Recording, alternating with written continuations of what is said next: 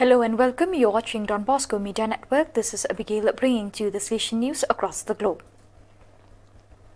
The latest video interview will release next week to facilitate the reading and sharing of the third part of the text, Animation and Governance of the Community, the service of the Salesian Director dedicated to the Salesian community and the pastoral educational community together. It is the most innovative part of the document. As with the three previous videos, the one of the general introduction and those concerning the first and second part respectively, we start with a short presentation video in Italian and English that is the antiphon to what will be available in 5 languages both on video and through other materials for community animation starting next week.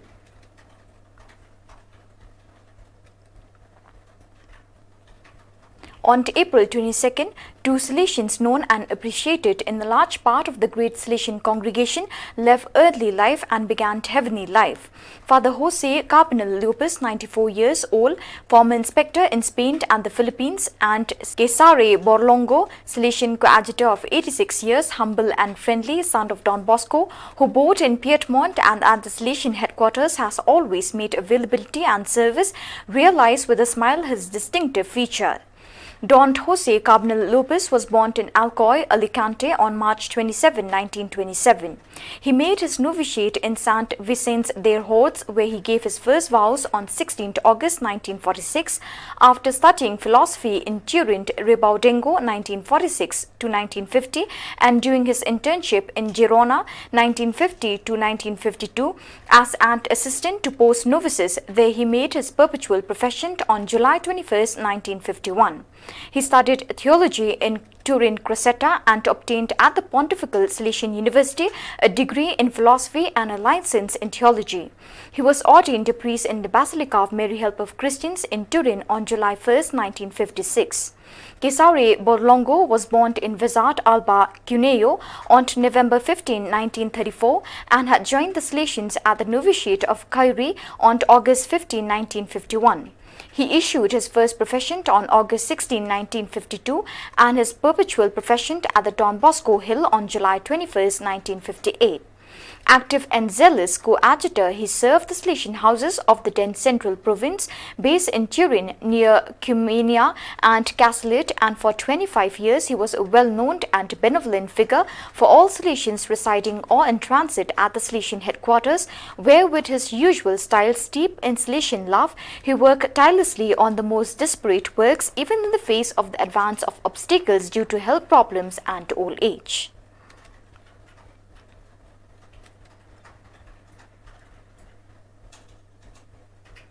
The cycle of meetings of Mission Lab, a part carried out entirely electronically, conceived by the Missionary Animation of the Central Italy District (ICC) during the pandemic to continue to train and raise awareness of young people interested in the theme of world affairs and missions, ended last Saturday afternoon, April 17. The 4 monthly events from January to April sought to deepen the theme of the pandemic linked to youth and Salesian context in Italy, Europe and the rest of the world. Among the guests who were invited to discuss the subject, the meeting on 17 April saw the valuable participation of the General Directors for the missions of the Salesians and the Daughters of Mary Help of Christians. Don Alfred Maravilla SDP, for his part, has left a vigorous message about the importance of knowing in depth its culture without fanatism or judgment, because this is the only way that allows you to really open up to the other. Each of us participates in the virtues and sins of our people, he said, and this awareness must remember that there is no better culture than to others, and that it is always possible to learn something from encountering the distant and the different.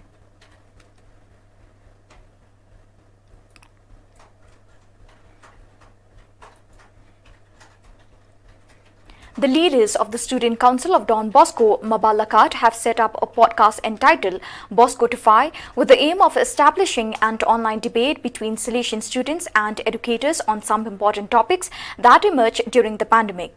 The topic of this event concerns social networks between excessive exposure and addiction. Salesian educator Riant Manalo provided participants with his valuable insights as a mentor to the alumni and as a user of social networks. It stressed the importance of following the rules of social networks and challenged listeners to know their priorities when it comes to using social networks and making limited use of them if they realize they can't do what they should. Mr. Manalo concluded his speech by saying that everyone has the power to stop the effects of dependence on social network, as well as to exploit their potential for their own good and for the good of society in general.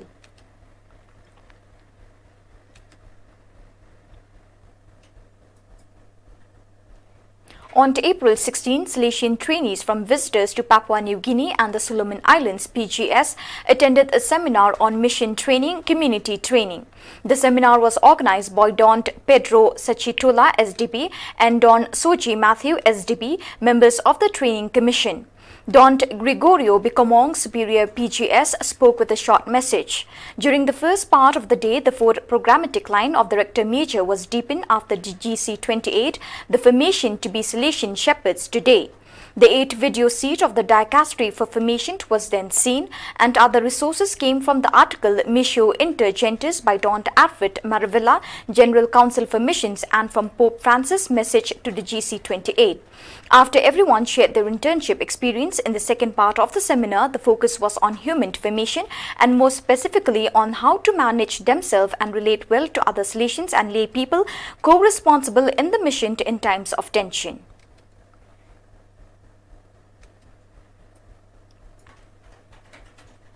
On April 19, the curarium of the Salesian Novitiate of Coacalco took place where the young people of the provinces of Antilles, ANT, Central America, CAM, Mexico, MEM, and Mexico, Guadalajara, MEG, are being trained.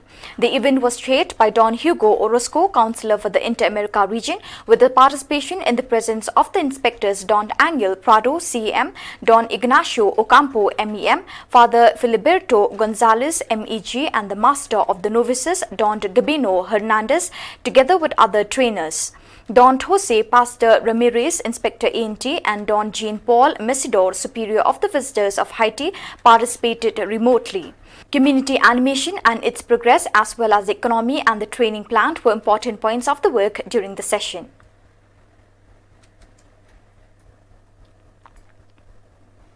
On Sunday, 25th April, the World Day of Prayer for Vocations will be celebrated. Through the youth pastoral sector, Don Bosco Salesian joined this day. In the church pastoral action, there are two ways of dealing with the theme of youth pastoral care and vocational pastoral care, one that normally separates the youth ministry from the vocational pastoral and the other that integrates them into the same expression, youth vocational pastoral. The first mode ensures a differentiated content for vocational pastoral care, but its risk would be that it has not been sufficiently coordinated with the youth ministry. The second mode, on the other hand, would seem to ensure integration between the two, but its risk could be the practical dissolution of specifically vocational content.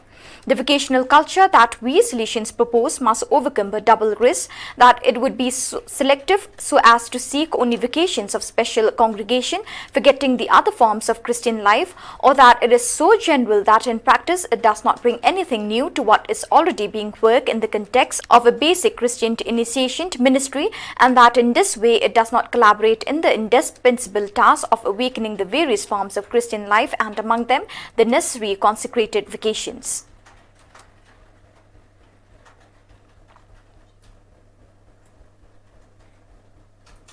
On December 21, 2020, the Holy Father Francis authorized the Congregation for the Causes of Saints to promulgate the decree concerning the heroic virtues of the servant of God Ignacio Struchli, professed priest of the Society of St. Francis of Sales, born 14 December 1869 in Boleslaw, now Poland, and died in Lukov, Czech Republic on 17 January 1953.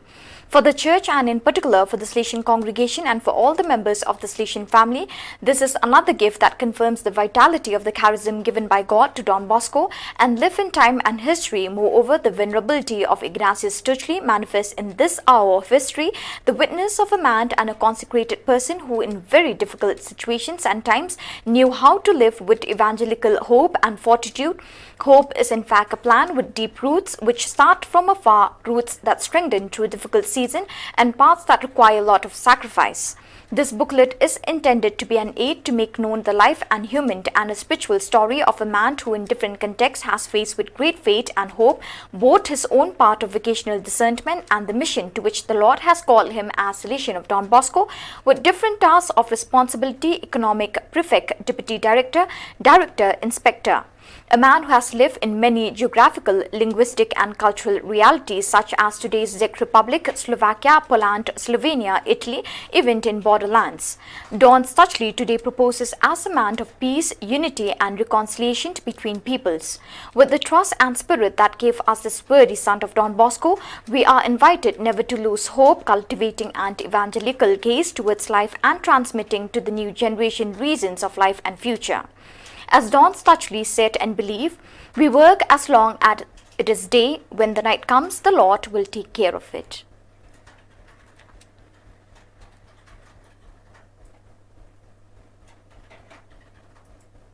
Brothers and sisters, let's all question about this tragedy. It's the moment of shame. We pray for these brothers and sisters and for so many who continue to die in these dramatic journeys. We also pray for those who can't help but prefer to look away. We pray in silence for them. After yesterday's Queen Kaylee, the Pope said himself very grieved over the tragedy consumed in the Mediterranean. He then turned a thought to the 82 victims of the COVID hospital fire in Baghdad and the drama of the St. Vincent and Grenadine Islands for the volcanic eruption.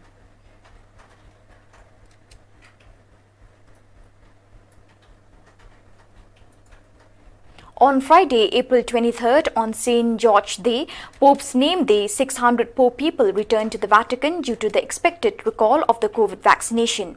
There are 1,400 people who received the dose, a drop of love, as the Pope's answer, Cardinal Krajewski says.